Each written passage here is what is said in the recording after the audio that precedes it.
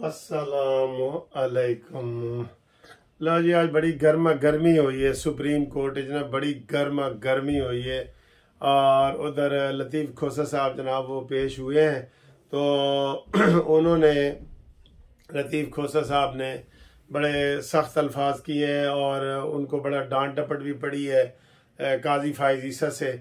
उन्होंने अपने मुंशी का को जिक्र करने लगे कि जी उससे किताबें लिफाफे वगैरह छीनने की कोशिश की है। उन्होंने कहा ये क्या आप बातें कर रहे हैं, मुंशी मुंशी इधर सुप्रीम कोर्ट में सिर्फ एडवोकेट सुप्रीम कोर्ट की बात करें बस, मुंशी मुंशी का ये क्या चक्कर है।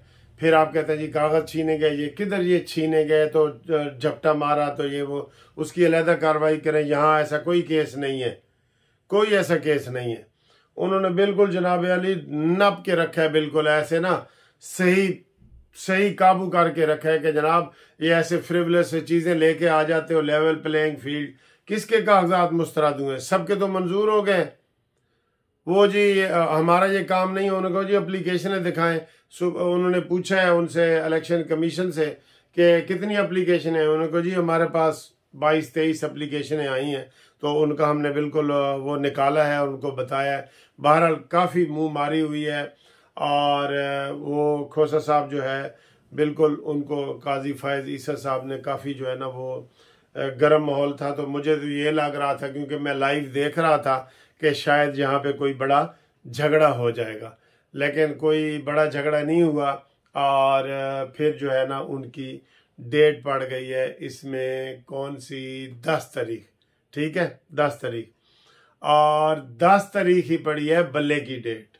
हाँ जी, इसमें शायद 15 पड़ी है, 15 तो 10 पड़ी है बल्ले की, क्योंकि बल्ले के लिए भी वो आ गए रोस्टम पे। जनाब हामिद खान साहब पहले नहीं आ रहे थे, वो शुएब शाहीन साहब आए तो उन्होंने कहा जी किसने केस फाइल किया है। शुएब शाहीन ने कहा जी कि हामिद खान ने। तो कहते कहाँ है, वो कहते जी लाइब्रेरी में बैठे हैं। कहते बुलाओ, उन्होंने को चल कैसी जाइए। तो फिर जनाब उन्होंने बल्ले के हवाले से इन्होंने कहा जी आज लगाएं। उन्होंने कहा जी आज हमारा जुल्फकार अली भुट्टो का केस लगा हुआ है और दूसरे केस लगे हुए, आज हमारे पास टाइम नहीं है, कल लगा देता हूँ। तो कल इन्होंने कहा जी कि हमारा केस ना लगाएं। तो उन्होंने कहा क्यों, कहते जी कल हमारा केस लगा हुआ है पेशावर हाई कोर्ट में। सर जी ये इधर इधर जो है ना ये फंस जाएंगे। पेशावर हाई कोर्ट में कल लगा हुआ है। अगर अब कल पेशावर हाई कोर्ट क्या करेगी, हाई कोर्ट कहेगी जी आप तो डायरेक्ट सुप्रीम कोर्ट चले गए, मैं आपका केस नहीं सुन सकती। ये उसको कहना चाहिए। जब सुप्रीम कोर्ट में अब दोनों जगह इनकी पेंडिंग हो गया ना केस, फिर इधर इनकी वकीलों की गलती हो गई है, बहुत बड़ी गलती हो गई है। अब सुप्रीम कोर्ट में केस लगा हुआ है परसों और इस पेशावर हाई कोर्ट में लगा हुआ है कल। मुझे आप खुद बताएं कि पेशावर हाई कोर्ट को केस ये टेकअप करना चाहिए, नहीं करना चाहिए, नहीं करना चाहिए, ठीक है ना।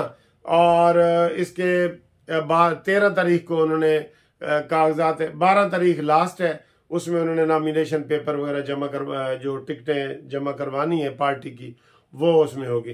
तो इसमें मुझे ये लगता ये है 50% यही उम्मीद है कि इनको बल्ले का निशान नहीं मिलेगा और ये रुल जाएगा।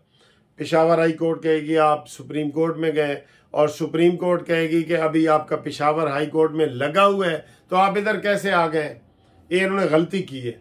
सुप्रीम कोर्ट में इनको नहीं आना चाहिए था, नहीं आना चाहिए था। लेकिन उधर भी सर जी जितने मुंह उतनी गल्ला, ठीक है, वो उधर चल रहा है, सारा कुछ वहां पे चल रहा है। तो इसलिए वहां पे जो है ना वो उनकी दाल गलती हुई मुझे नजर नहीं आ रही, मुझे नजर नहीं आ रही है बल्ले के निशान वाली ना। अब अगर इनको निशान ना मिला तो इन्होंने प्लान बी यही तैयार किए हुए है, कलम दवात से जो है ना वो लड़ेंगे। शेख रशीद को कहेंगे भी ठीक है इसी दिन वोट देने, उसको भी जरूरत है ना, वरना उसकी भी तो जमानतें जब्त हो जाती हैं। जब भी वो किसी सहारे के बगैर शेख रशीद साहब लड़ते हैं ना, उनकी जमानत जब्त ही होती है, हमेशा हमेशा होती है। 3000-4000 वोट निकलते हैं, ठीक है। जैसे इधर जमात इस्लामी लाहौर में इलेक्शन लड़ती है, लियाकत बलोच साहब MNA बने हैं, अमीरुल अजीम साहब, फरीद पराचा साहब, ये सारे सलमान भट्ट साहब ये बने हैं ना। तो ये जब नून लीग इनको सपोर्ट करती है तो ये बनते हैं, और जब इनको सपोर्ट नहीं होती तो इनको 3 से 4000 वोट मिलते हैं। वैसे मैंने नून लीग को ये कहा था कि वो कोई ना कोई मजहबी जमात जो इधर 3-4 जमातें हैं ना, उनमें से किसी के साथ इल्हाक करें। तहरीक लब्बैक वालों से करें, जमात इस्लामी से करें, मौलाना फजल रहमान से करें। कल जो मौलाना फजल रहमान साहब का आया है, उन्होंने भी कह दिया है कि मुश्किल है जी, हमारी कोई एडजस्टमेंट नहीं हुई। पहले ये सारी खबरें आई हैं कि नून लीग जनाब MQM से कर लिया है, नून लीग का जनाब मौलाना फजल रहमान से हो गया है, तो अब वो सारा रिवर्स गियर है। अब सबसे हट गए, किसी से भी इत्तेहाद नहीं हुआ। इवन देखे ना, शहबाज शरीफ साहब का आज कागजात उनके वहां से क्लियर हुए हैं, कराची के शहबाज शरीफ साहब के अभी तो उन्होंने वहां पे कोई सीट एडजस्टमेंट नहीं हुई।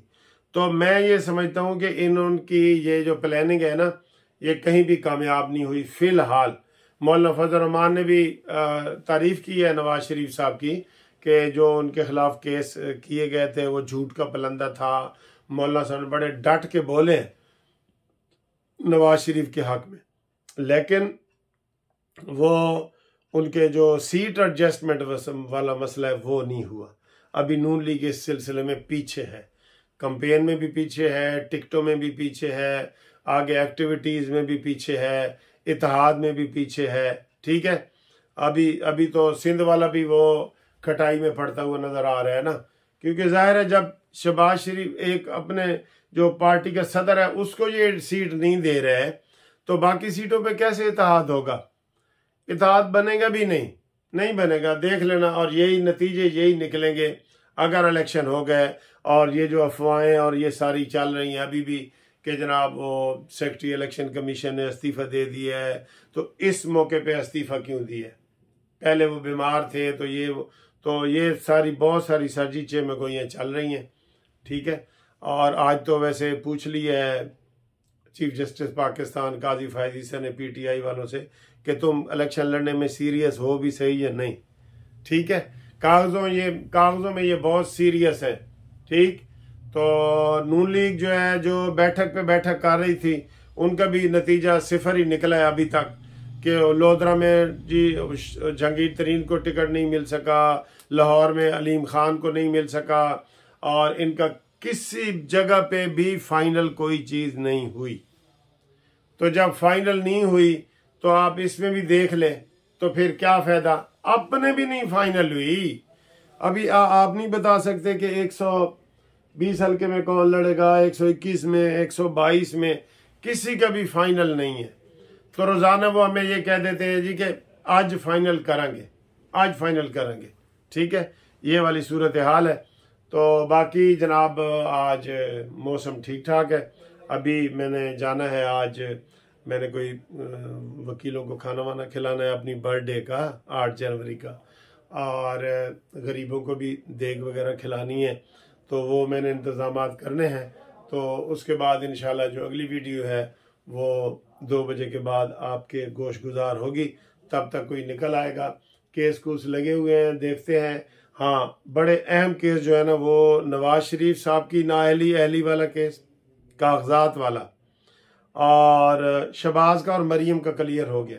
अब नवाज शरीफ का और इमरान खान का ये दोनों लगे हुए हैं, तो देखते ये हैं कि इनमें क्या नतीजा निकलता है। तो वो हम छोटे बच्चे होते थे, कहते थे जी जब नतीजा निकलेगा कोई हंसेगा कोई रोएगा। ठीक है, ये वाली सूरत हाल है। तो इंशाल्लाह ताला आपको हम मज़ीद अपडेट करते हैं, हमारे साथ जुड़े रहें। और आप जो मैसेज भेज रहे हैं मुझे बहुत ज़्यादा आ रहे हैं, जिनका एक एक का जवाब देना भी बहुत मुश्किल है।